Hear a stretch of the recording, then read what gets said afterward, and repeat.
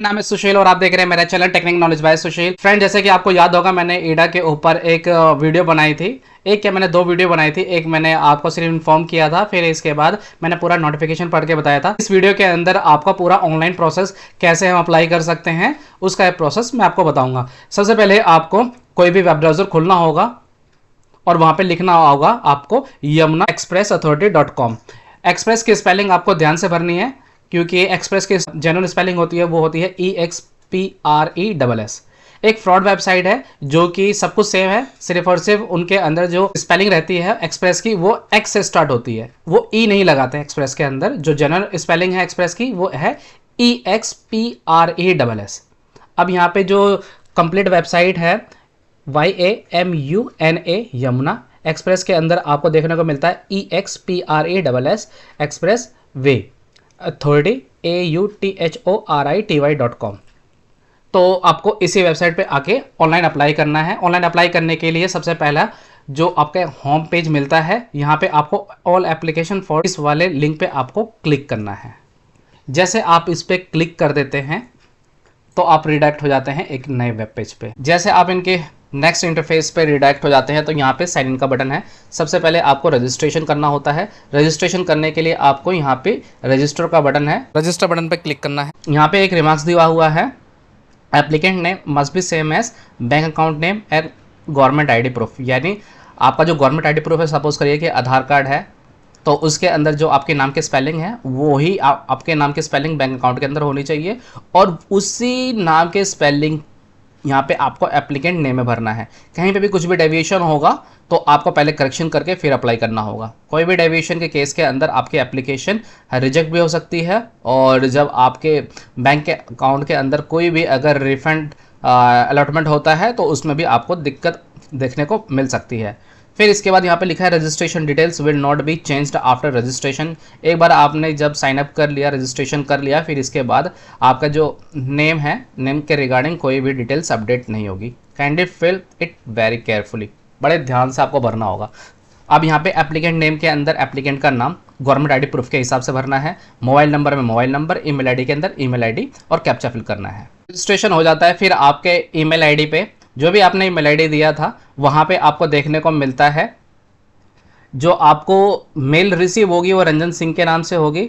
ashish@solarman.tech.in के email ID से आपको रिप्लाई आएगा, और वहाँ पे लिखा होगा ईडा RPS-08 रजिस्ट्रेशन, और यहाँ पे आपको सब कुछ देखने को मिलेगा। आपका एप्लीकेशन नंबर एक आपको अलॉट होगा, यूज़र नेम आपको एक अलॉट होगा, और जो भी एक पासवर्ड जो बाय डिफॉल्ट इनकी तरफ से आएगा वो आपको देखने को मिलेगा। फिर आपको लॉगिन बटन पे क्लिक करना है। लॉगिन करने के लिए आपको यहाँ पे मोबाइल नंबर, पासवर्ड वो आएगा जो आपके ईमेल ID पे आपको रिसीव हुआ है, और कैप्चा फिल करने के बाद आपको लॉगिन बटन पे क्लिक करना है। डैशबोर्ड पे आपको देखने को मिलेगा आपका नाम, आपका email ID, mobile number, application number, form number, और जो आपकी स्कीम है वो आपको देखने को मिल जाती है। यहाँ पे इंपॉर्टेंट नोट्स आपको देखने को मिलेगा। If your payment has been detected and not reflected on the dashboard, अगर आपकी पेमेंट कट जाती है और डैशबोर्ड पे आपको डिस्प्ले पे देखने को नहीं मिलती है, प्लीज़ डोंट पैनिक, आपको घबराने की कोई ज़रूरत नहीं है।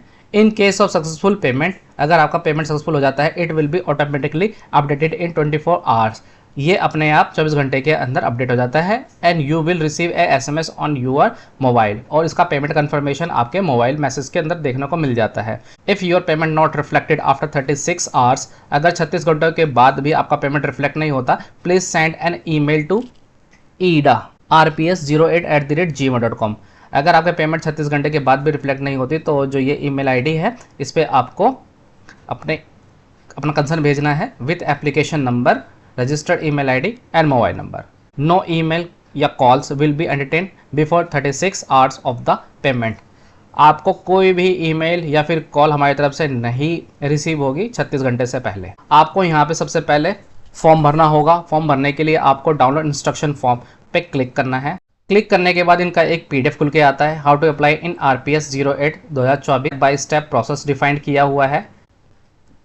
ये सब आपको देखने को मिल जाता है। आपको डैशबोर्ड पर दोबारा आना है, एक्टिवेट फॉर्म या फिर डाउनलोड ब्राउज़र को डाउनलोड करने के लिए आपको यहाँ पे क्लिक करना है। जैसे आप क्लिक कर देते हैं तो यहाँ पे आपको देखने को मिल जाता है आपका ट्रांजेक्शन ID, अमाउंट आपका कन्वर्जन फीस कुछ भी नहीं है, जीएसटी कुछ भी नहीं है।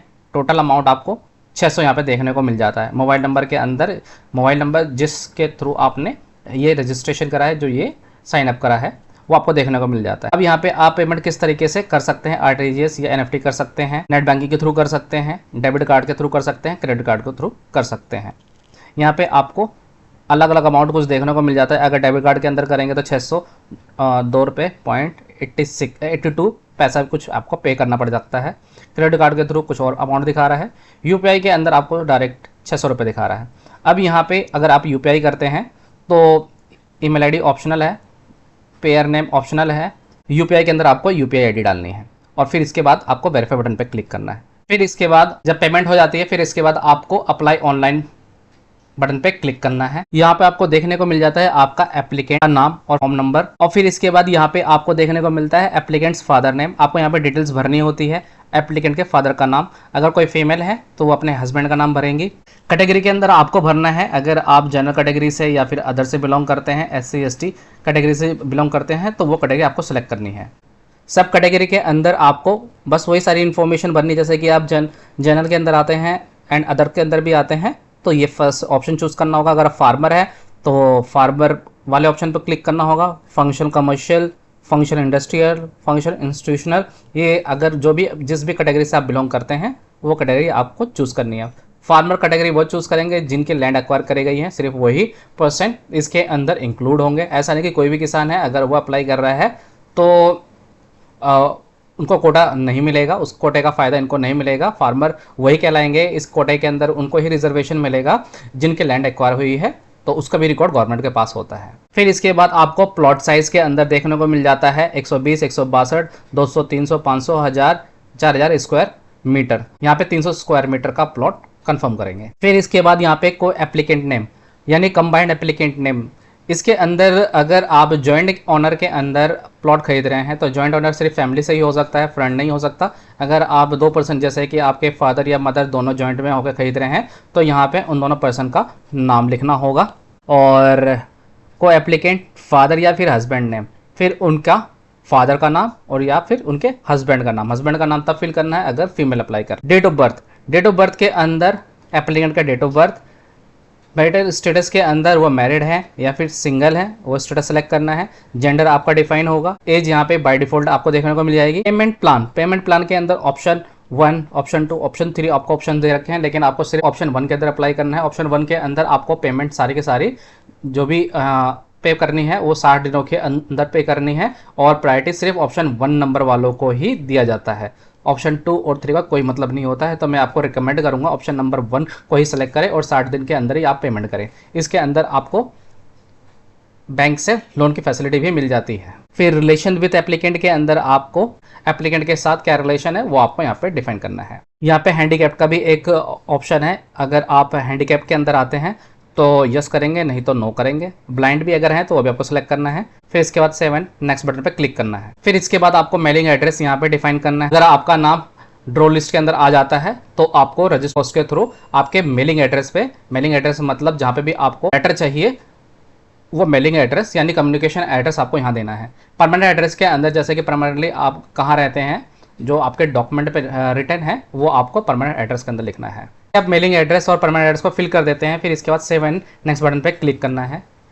रिफंड डिटेल्स फॉर्म आपका खुल के आ जाता है। फिर इसके बाद आपको यहाँ पे अकाउंट नंबर के अंदर वो अकाउंट नंबर जिसमें आपको जैसे कि आपको कोई भी रिफंड रिलेटेड इशू होता है, कैंसिलेशन अगर आप करते हैं फ्यूचर के अंदर, जो रिफंड आएगा किस अकाउंट के अंदर आना चाहिए वो एप्लीकेंट, जिस एप्लीकेंट ने अपना रजिस्ट्रेशन करा है, साइन अप करा था, उसी के नाम से ही होगा। सपोज करिए कि मैंने रजिस्ट्रेशन करा सुशील कुमार के नाम से, तो जो भी यहाँ पे डिटेल्स भरी जाएगी वो सिर्फ और सिर्फ एप्लीकेंट की भरी जाएगी।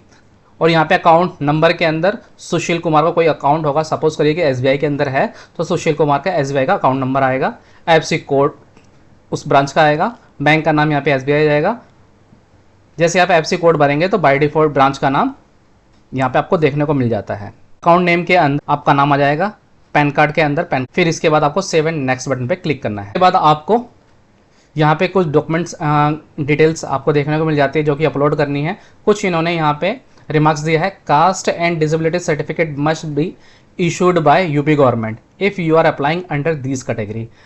अगर आप SC/ST या फिर डिसेबिलिटी के लिए कोई भी ऑप्शन चूज़ करते हैं और उसका बेनिफिट आपको तभी मिलेगा अगर आपने ये सर्टिफिकेट यूपी गवर्नमेंट के थ्रू अप्लाई करके प्राप्त किया हो। Otherwise kindly change your category, नहीं तो आपको अपनी कैटेगरी को चेंज करना पड़ेगा। इस कैटेगरी को चेंज करने के लिए सिर्फ और सिर्फ आपको डैशबोर्ड पे जाके अपनी डिटेल्स को अपडेट करनी है। रजिस्ट्रेशन ये फॉर्म पूरा सबमिट करने से पहले रजिस्ट्रेशन कंप्लीट हो जाने के बाद कोई भी चेंजेस आप नहीं कर सकते। चेंजेस अलाउ होगा सिर्फ और सिर्फ आपका मेलिंग एड्रेस में, इसके अलावा आप कोई भी चेंजेस नहीं कर सकते हो।